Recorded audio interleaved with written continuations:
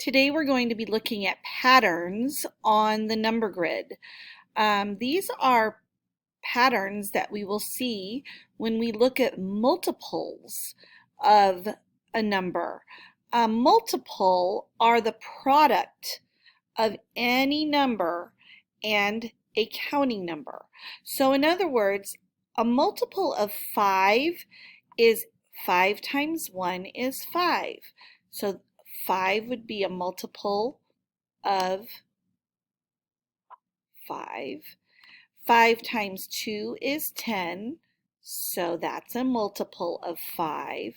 5 times 3 is 15, so there's a multiple of 5. 5 times 4 is 20, so there's a multiple of 5.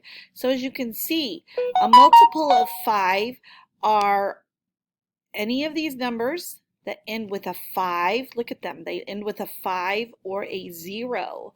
They are multiples of 5. So we're just going to circle those, and if you have your math journal, go to page 173 and you will see a number grid on there, and you can circle these as well with me. So here we go. This is a multiple of 5. And this is a multiple of 5.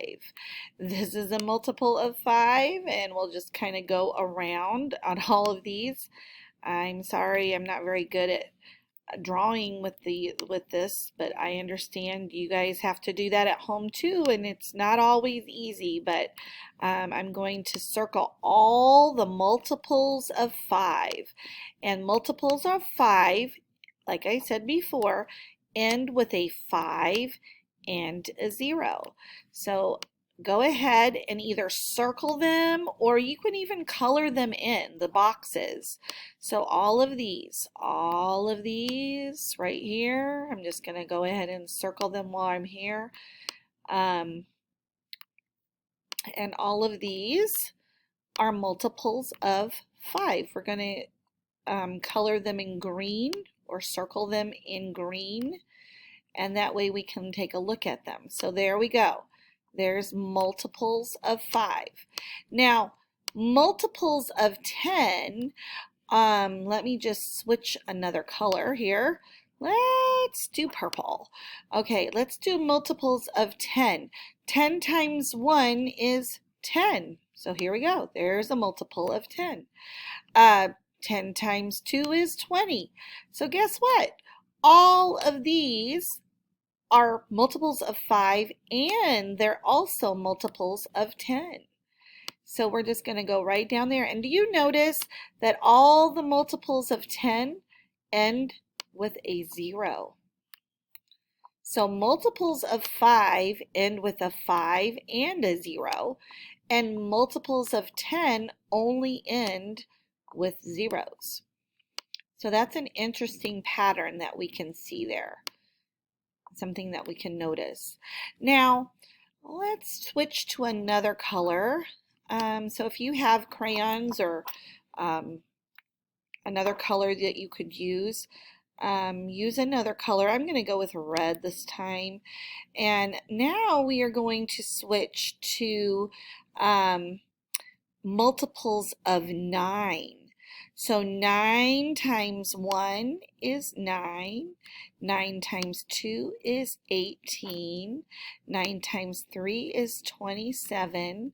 9 times 4 is 36. Oh my goodness. I see a pattern happening here. Do you see a pattern happening here? These are all multiples of 9.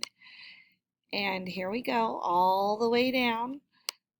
And also, 9 times 11 is 99. And there, and there. Okay, so these are all multiples of 9.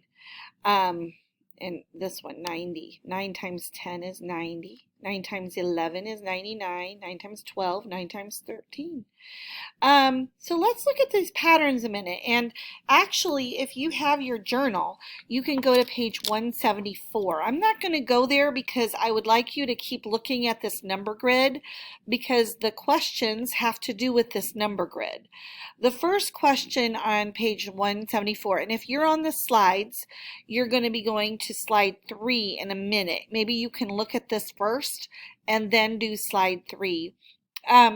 And answer those questions. Actually, we're only going to answer 2 of the questions on that page. Number 1 says, describe a pattern you see.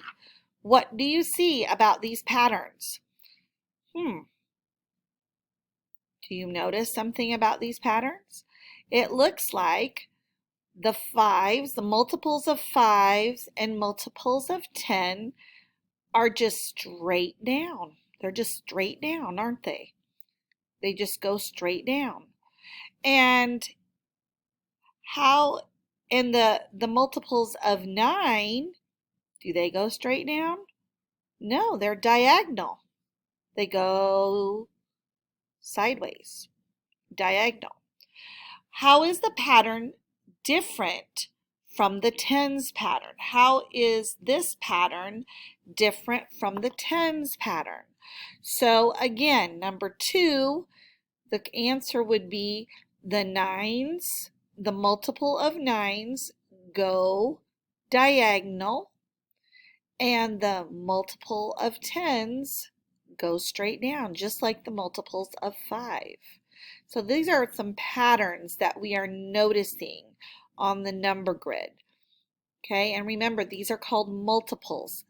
A product, which is the answer of a number times another number, is a multiple of that number. So 5 times 1, 5 times 2, 5 times 3, those are, the product is these are multiples. That's what we call multiples.